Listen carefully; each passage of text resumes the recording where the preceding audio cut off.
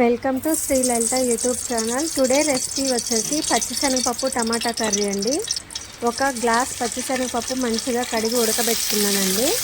గిన్నె పెట్టేసి ఆయిల్ వేసేసి పచ్చిమిర్చి, ఉల్లిగడ్డ, అల్లం వెల్లుల్లి పేస్ట్, అలాగే కొంచెం పసుపు బాగా వేగిన తర్వాత టమాటా ముక్కలు వేసుకున్నానండి. ఉప్పు కారం కూడా యాడ్ చేసుకున్న తర్వాత మనం ఉడకబెట్టి పక్కన పెట్టుకున్న పచ్చిశనగపప్పు కూడా యాడ్ చేసుకున్నానండి.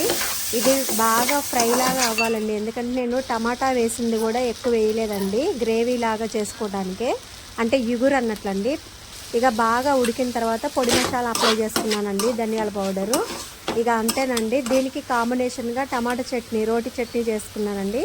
ఒకసారి మీరు కూడా ట్రై చేయండి. పొద్దాక కందిపప్పు అలాగే పెసరపప్పుతో కాకుండా ఇలా కూరలాగా చేసుకుంటే కూడా చాలా బాగుంటుందండి. పిల్లలు చాలా ఇంట్రెస్ట్గా తింటారు. ఒకసారి మీరు ట్రై చేయండి. శ్రీ లలిత యూట్యూబ్ ఛానల్లో కుకింగ్ వీడియోస్ అన్నీ చూడండి. మీ సపోర్ట్ కంపల్సరీ కావాలి. Thanks for watching.